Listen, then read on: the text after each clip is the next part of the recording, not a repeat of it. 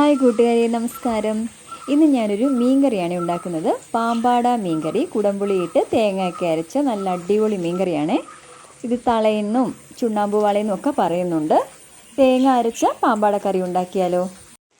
അപ്പോൾ കൂട്ടുകാരെ, നമ്മുടെ കഴുകി നല്ലപോലെ വൃത്തിയാക്കി വെച്ച് പാമ്പാട വെച്ചൊരു കറിയാണ് ഉണ്ടാക്കുന്നത് കേട്ടോ.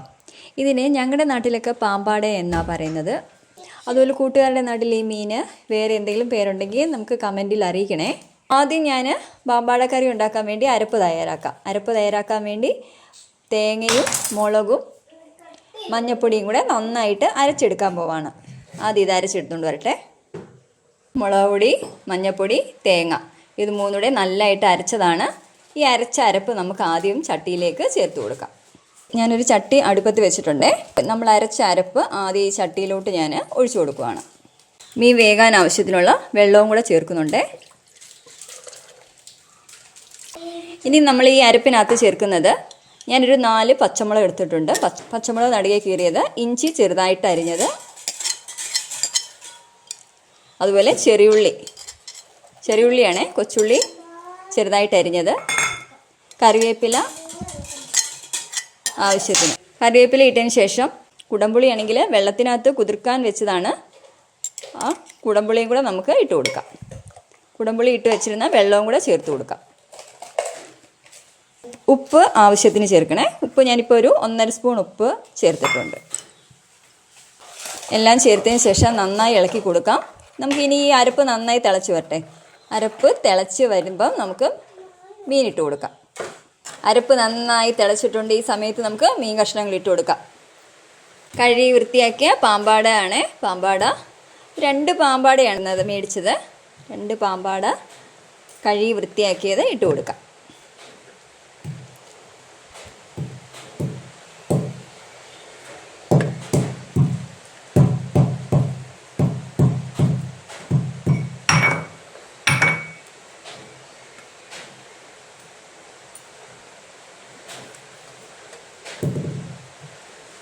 നല്ലതായിട്ടൊന്ന് ഇളക്കി കൊടുക്കാം. ഇപ്പം ആദ്യം നമുക്ക് തവിയിട്ട് ഇളക്കുമ്പം പൊടിയത്തൊന്നുമില്ല. വെന്ത് കഴിഞ്ഞതിന് ശേഷം തവിയൊന്നും വിടരുതേ. തവിയിട്ടൊന്ന് ഇളക്കി കൊടുത്തതിന് ശേഷം നമുക്ക് അടച്ച് വെച്ച് വേവിക്കാം. നമ്മുടെ മീൻകറി ഒരു 10 മിനിറ്റോളം ആയി കേട്ടോ. നമുക്കൊന്ന് തുറക്കാം.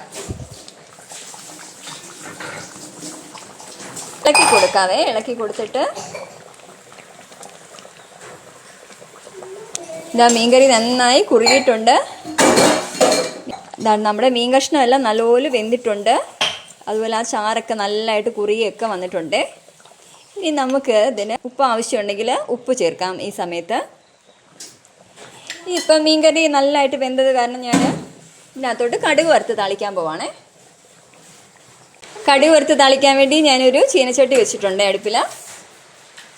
ചീനച്ചട്ടി നന്നായി ചൂടാകുമ്പോഴത്തേക്ക് ഇച്ചിരി വെളിച്ചെണ്ണ ഒഴിച്ചു കൊടുക്കുവാണേ. എണ്ണ ചൂടായി വരുമ്പോൾ നമുക്ക് കടുക് ഇട്ട് കൊടുക്കാം. ഒരു 1/4 സ്പൂൺ ഉലുവയും കൂടെ ചേർക്കുവാണേ. അരിഞ്ഞു വെച്ചിരിക്കുന്ന ചെറിയുള്ളി,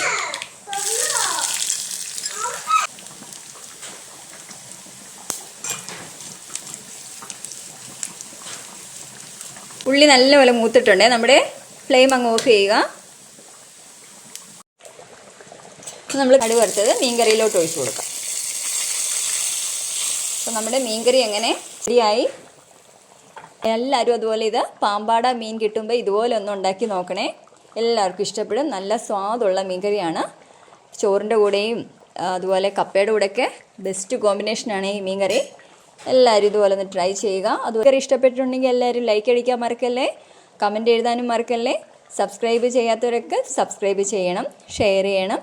അപ്പം വീണ്ടും നാളെ പുതിയൊരു റെസിപ്പിയുമായി കാണാം. Okay, bye, thank U.